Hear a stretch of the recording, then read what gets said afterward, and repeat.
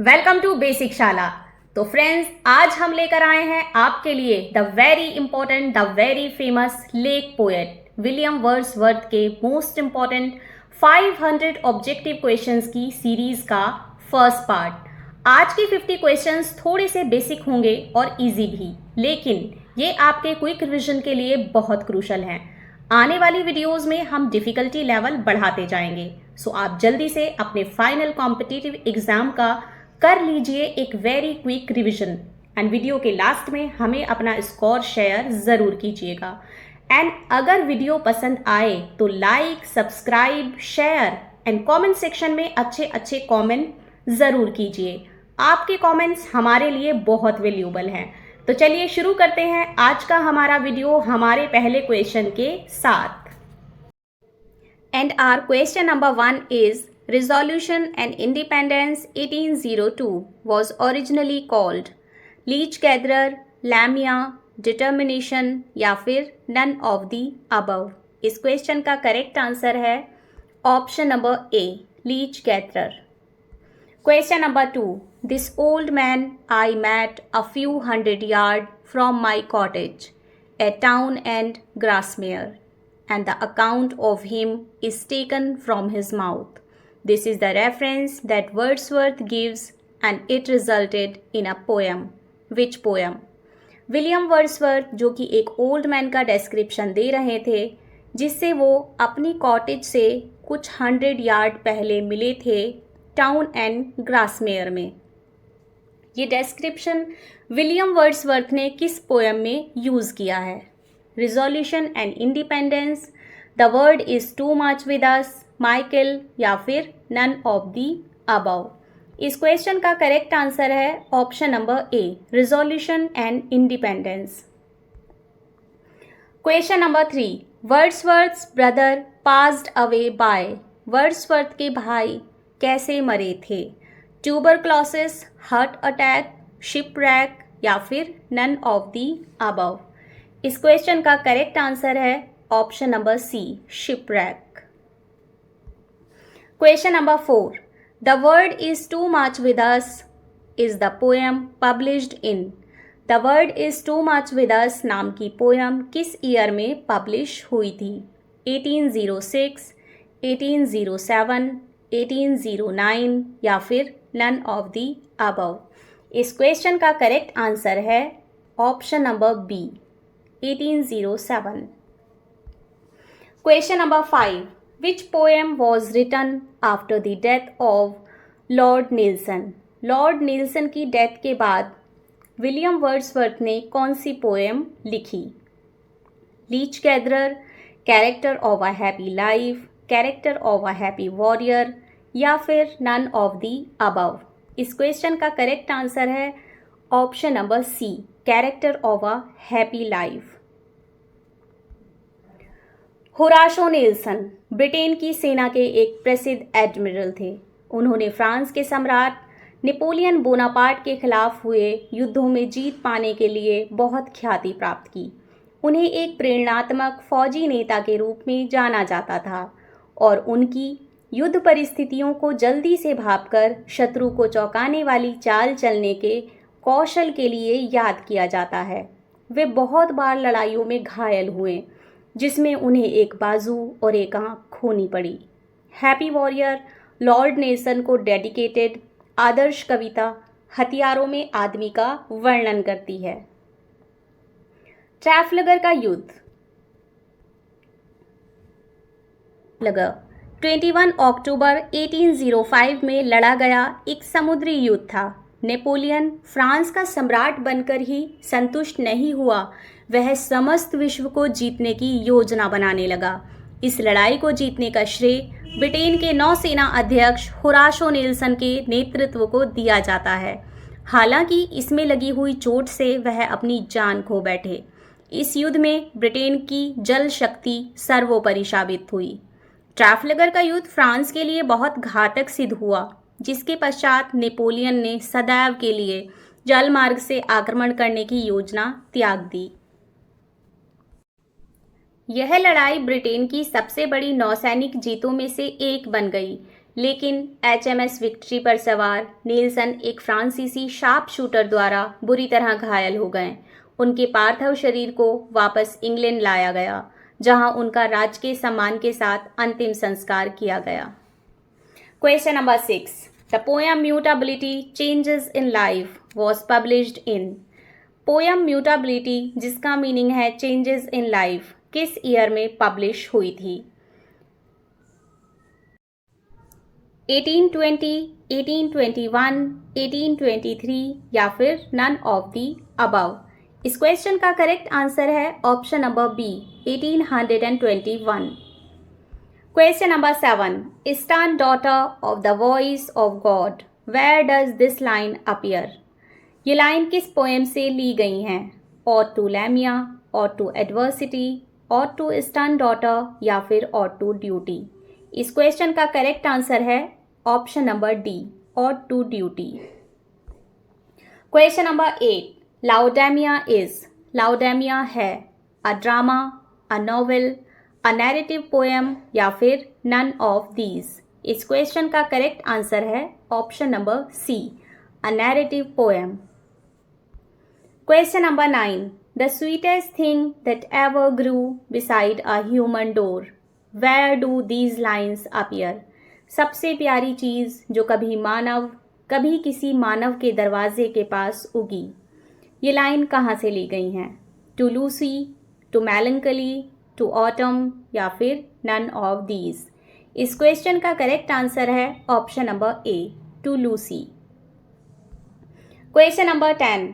If solitude और fear और pain और grief should be thy portion, whom is Wordsworth referring to। यदि एकांत या भय या पीड़ा या दुख तुम्हारा भाग हो, ये लाइंस वर्ड्सवर्थ किसे रेफर कर रहा है? Coleridge, Milton, sister of Coleridge, Dorothy Wordsworth. इस क्वेश्चन का करेक्ट आंसर है option number D, Dorothy Wordsworth. Question number 11. Michael is a pastoral poem that presents the pathetic life of a shepherd Michael. What is the name of his son? Poem Michael एक पेस्टरल poem है जो shepherd Michael की pathetic life को present करती है। Shepherd Michael के सन का क्या नाम है? ड्यूक, माइकल जूनियर, ल्यूक या फिर लैमिया। इस क्वेश्चन का करेक्ट आंसर है option number C, Luke. Question number 12. Nature never did betray the heart that loved her. प्रकृति ने कभी धोखा नहीं दिया उस दिल को जो उससे प्यार करता था। These lines are in. ये लाइन किस पोएम में हैं? Solitary reaper, daffodils, to Milton, Tintern Abbey. इस क्वेश्चन का करेक्ट आंसर है option number D, Tintern Abbey. And ये जो लाइन है ये बहुत ही इंपॉर्टेंट एंड फेमस लाइन्स हैं, एग्जाम्स में जनरली पूछी जाती हैं। Question number 13. Wordsworth mention about Burns and Chatterton in the poem. Wordsworth ने अपनी एक पोएम में बर्न्स एंड चैटरटन को मेंशन किया है। वो पोएम कौन सी है? Resolution and independence, Michael, to Milton या फिर नन ऑफ द अबव। इस क्वेश्चन का करेक्ट आंसर है option number A, resolution and independence. Question number 14. Not without hope we suffer and we mourn, where does this line appear. ये line कहाँ से ली गई है? Peele Castle, to Milton, daffodils या फिर नन ऑफ दीज। इस क्वेश्चन का करेक्ट आंसर है option number A, peel castle. Question number 15. The poem Elegiac Stanzas was suggested by a picture of Peel Castle in a storm painted by। Poem elegiac stanzas जो है उसका suggestion एक picture से मिला था। Wordsworth को एक पिक्चर ने सजेस्ट किया था या फिर इंस्पायर किया था ये पोएम लिखने के लिए, और वो पिक्चर थी Peele Castle in a storm. वो पिक्चर किसने पेंट की थी? Sir George Beaumont, Raphael, Michelangelo या फिर नन ऑफ दीज। इस क्वेश्चन का करेक्ट आंसर है option number A, sir George Beaumont. Question number 16, Milton, thou shouldn't be living at this hour. This line appears in, ये line कहाँ दिखाई देती है? Peele Castle, the bard, to Milton, London 1802 या फिर none of these. इस question का correct answer है option number C, to Milton, London 1802। Question number 17, thou soul was like a star and dwelt apart. Whose soul is Wordsworth referring here? किसकी soul को यहाँ Wordsworth एक star की तरह बता रहे हैं? शेक्सपियर, अर्नोल्ड, टेनिसन या फिर मिल्टन। इस क्वेश्चन का करेक्ट आंसर है option number D, Milton. Question number 18, the alternative title of Rath is. William Wordsworth की एक बहुत ही फेमस पोयम है रथ, उसका ऑल्टरनेटिव टाइटल क्या है? The influence of nature, the influence of earth, the earth, nature and pain. इस question का करेक्ट आंसर है option number A, the influence of nature. Question number 19, the language of poetry is a selection of the real language of man in a state of vivid sensation. Whose opinion is this? ये opinion किसकी है? Coleridge, lamb, Wordsworth या फिर Shakespeare. इस question का correct answer है option number C, Wordsworth. Question number 20, it may be safely affirmed that there neither is nor can be any essential difference between the language of prose and metrical composition. Whose comment is this? यह सुरक्षित रूप से पुष्टि की जा सकती है कि गद्य की भाषा और मीट्रिक रचना के बीच कोई आवश्यक अंतर ना हो और ना ही हो सकता है। ये किसका कमेंट है? वर्ड्सवर्थ, शैली, मिल्टन या फिर शेक्सपियर। इस क्वेश्चन का करेक्ट आंसर है option number A, Wordsworth. Question number 21, Coleridge was the first to criticise theory of poetic diction in. Coleridge first person थे जिन्होंने पोएटिक डिक्शन की थियरी को क्रिटिसाइज किया। उन्होंने किस वर्क में पोएटिक डिक्शन की थियरी को क्रिटिसाइज किया? Biographia Literaria, Prelude, lyrical ballad या फिर नन ऑफ दीज। इस क्वेश्चन का करेक्ट आंसर है option number A, Biographia Literaria. Question number 22, Wordsworth settle down with his sister Dorothy and Coleridge at Alfoxton, but for the last 50 years of his life lived first at Dove Cottage, Grasmere and finally at। William Wordsworth Dorothy and Coleridge के साथ ऑलफॉक्सटन में shift हुए थे, लेकिन उन्होंने अपनी life के last 50 years dove cottage, ग्रासमेयर में गुजारे और सबसे बाद में यानी कि फाइनली वो कहाँ पर रहने के लिए चले गए थे? रेडल माउंट, ऑलफॉक्सटन अगेन, रोजमेयर या फिर नन ऑफ दीज। इस क्वेश्चन का करेक्ट आंसर है option number A, ridley mount. Question number 23. What is the subtitle of Prelude? Prelude का subtitle क्या है? The growth of poet's brain, the growth of poet's intellect, the growth of poet's mind या फिर none of these. इस question का correct answer है option number C, the growth of poet's mind. Question number 24. The prelude is in. Prelude है 14 books, 18 books, 20th books, none of these. Prelude कितनी book में लिखा हुआ है? इस क्वेश्चन का करेक्ट ऑप्शन है option number A, 14 books. Question number 25, what is the short title of ode intimation of immortality from recollection of childhood 1803 1806। ये जो एक पोएम है बहुत लंबे से टाइटल की, जिसका टाइटल है ode intimation of immortality from recollection of childhood 1803 to 1806, इसका शॉर्ट टाइटल क्या है? Ode of recollection, intimation, recollection या फिर चाइल्डहुड? इस क्वेश्चन का करेक्ट आंसर है ऑप्शन नंबर बी, इंटीमेशन। इसी शॉर्ट में इंटीमेशन बोला जाता है। Question number 26. In which poem Wordsworth calls a child best philosopher, mighty prophet, seer blessed? Poem में एक बच्चे को best philosopher, mighty prophet and seer blessed कहते हैं।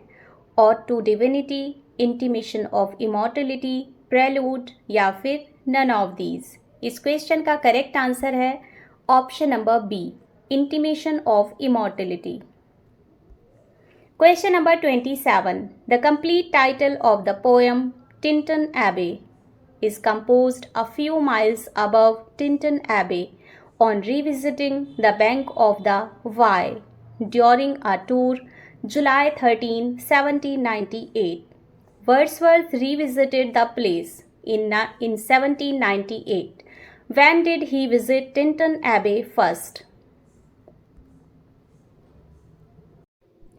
वर्ड्सवर्थ जुलाई 13, 1798 को एक टिंटन एबे नामक जगह पर एक टूर पर गए थे, जो कि वाई रिवर के पास में सिचुएटेड है। वर्ड्सवर्थ जब इस टूर पर गए थे उसके बाद उन्होंने ये पोएम लिखी, जिसका नाम है टिंटन एबे। बट ये वर्ड्सवर्थ का सेकंड ट्रिप था उस जगह पर। वर्ड्सवर्थ इस प्लेस को एक बार पहले भी विजिट कर चुके थे, तो उनकी जो पहली विजिट हुई थी वो किस ईयर में हुई थी? 1793, 1794, 1795 या फिर नन ऑफ दीज? इस क्वेश्चन का करेक्ट आंसर है option number A, 1793। Question number 28. I wandered lonely as a cloud, whose line is this? मैं अकेला घूम रहा था जैसे कोई बादल। ये लाइन किसने कही है? शैली, मिल्टन, वर्ड्सवर्थ या फिर शेक्सपियर? इस क्वेश्चन का करेक्ट आंसर है ऑप्शन नंबर सी, वर्ड्सवर्थ। और ये लाइन जो है ये वर्ड्सवर्थ की फेमस पोएम डैफोडिल्स से ली गई है। Question number 29. 10,000 I saw at a glance. What did Wordsworth see at a glance? Wordsworth ने एक ही नज़र में 10,000 देखे। क्या देखें? सॉलिटरी रीपर, लूसी, डैफोडिल्स या फिर नन ऑफ दीज? इस क्वेश्चन का करेक्ट आंसर है option number C, daffodils. Daffodils बहुत ही सुंदर से फूल होते हैं येलो कलर के। विलियम वर्ड्सवर्थ ने 10,000 एक ही नज़र में देखे। अब आपके लिए यहाँ एक क्वेश्चन क्रिएट होता है, वो ये है कि इस लाइन में कौन सी फिगर ऑफ स्पीच यूज़ की गई है। इस क्वेश्चन का आंसर आपको हमें कमेंट सेक्शन में कमेंट करके बताना है। Question number 30. Proteus is Greek sea god who can assume different shapes. The other Greek sea god is Triton, who rises with his conch, which he blows in order to calm the waves. Where do these two gods appear in Wordsworth? Proteus नाम का एक Greek सी God होता है जो कोई भी shape assume कर लेता है। एक दूसरा गॉड है जो कि ग्रीक गॉड ही है, उसका नाम है ट्राइटन। वो अपने शंख के साथ राइज होता है और जो समुद्र में वेव्स आती हैं उनको शांत करता है अपना कॉन्च बजाकर। ये दोनों समुद्र के जो देवता हैं ये वर्ड्सवर्थ की किस पोएम में हैं? प्रोटियस ग्रीक समुद्री देवता है जो विभिन्न आकार धारण करता है। दूसरा यूनानी समुद्री देवता है ट्राइटन, जो अपने शंख के साथ उठता है जिसे वह लहरों को शांत करने के लिए उड़ाता है। The world is too much with us, daffodils, Tintern एबे या फिर लाओडेमिया? इस क्वेश्चन का करेक्ट आंसर है option number A, the world is too much with अस।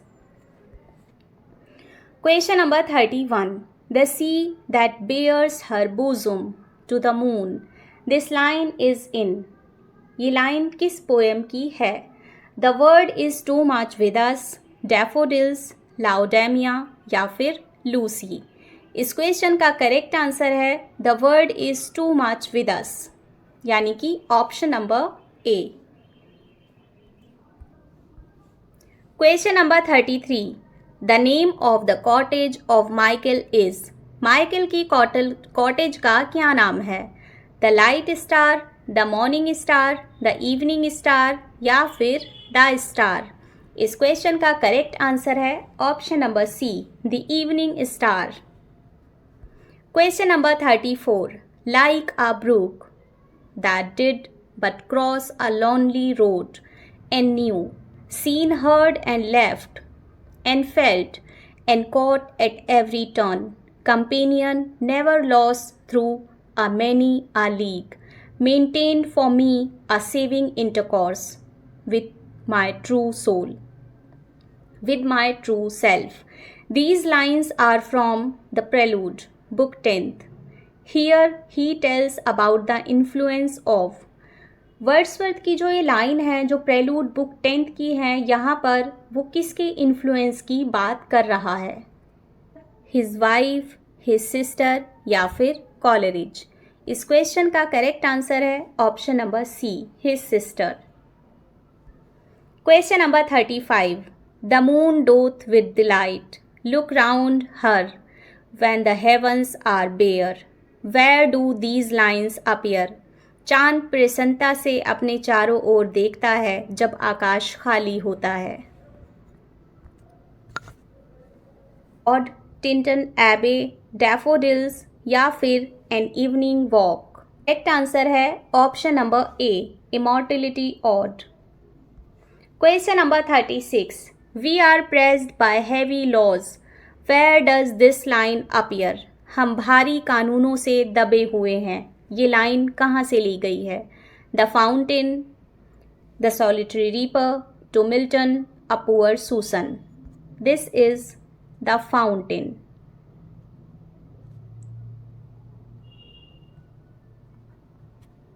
इस क्वेश्चन का करेक्ट आंसर है option number A, the fountain.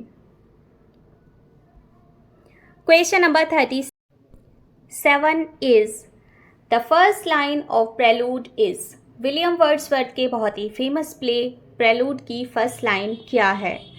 O there is blessing in this gentle breeze, I wander lonely as a cloud, my heart ache is. Goody Blake. ओ इस मंद हवा में आशीर्वाद है, यही विलियम वर्ड्सवर्थ के प्रेलूड की फर्स्ट लाइन है, यानी कि option number A. Oh, there is blessing in this gentle breeze. Question number 38. It was an act of stealth and troubled pleasure. This is about an episode in Prelude. Which episode? यह एक गुप्त कार्य था और परेशान करने वाला आनंद। यह प्रस्तावना के एक प्रकरण के बारे में है, यानी कि ये जो लाइन्स हैं ये प्रेलूड के एक एपिसोड के बारे में है। वो कौन सा एपिसोड है? Boating episode, river episode, ring episode या फिर नन ऑफ दी अबव। इस क्वेश्चन का करेक्ट आंसर है option number A, boating episode. Question number 39, dust as we are the immortal spirit grows like harmony in music, these lines appear in. ये line किस poem की है? Immortality odd, प्रेलूड 1, प्रेलूड 2 या फिर VR7। इस question का correct answer है option number B, prelude 1।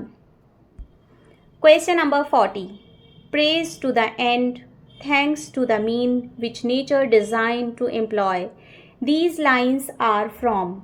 ये लाइन कहाँ से ली गई हैं? प्रेलूड 1, प्रेलूड 2, प्रेलूड 3 या फिर प्रेलूड 4।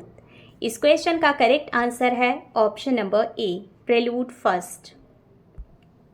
Question number 41, a 6 years darling of a pygmy size, to whom Wordsworth referring here, Wordsworth इस क्वेश्चन में किसको रेफर कर रहे हैं, यानी कि वो किसको 6 years darling of pygmy size बोल रहे हैं? Wordsworth daughter, Dorothy's child, Coleridge child या फिर नन ऑफ दी अबव? इस क्वेश्चन का करेक्ट आंसर है option number C, Coleridge child. Question number 42, the still sad music of harmony, this line is from? ये line कौन सी poem से ली गई है? टिंटन एबे, प्रेलूड, इमॉर्टलिटी ऑड या फिर नन ऑफ दी अबव? इस क्वेश्चन का करेक्ट आंसर है option number A, Tintern abbey. Question number 43, who calls Wordsworth one of the giants of English poetry? English poetry का जायंट्स वर्ड्सवर्थ को किसने कहा है? Sampson, John Crowe Ransom, Compton Ricketts या फिर नन ऑफ दीज? इस question का correct answer है option number B, John Crowe Ransom. Question number 44, who calls Wordsworth a mountain the most massive in the lofty range which is called the romantic revival? John Crowe Ransom, Sampson, Ricketts या फिर G C. Smith? इस question का correct answer है option number D, G C. Smith. Question number 45, who calls Wordsworth one of the chief glories of English poetry? English poetry की chief glory Wordsworth को किसने कहा है? अर्नोल्ड, मिल्टन, टेनिसन या फिर कॉलरिज? इस क्वेश्चन का करेक्ट आंसर है option number A, Arnold. Question number 46, what does Browning called Wordsworth?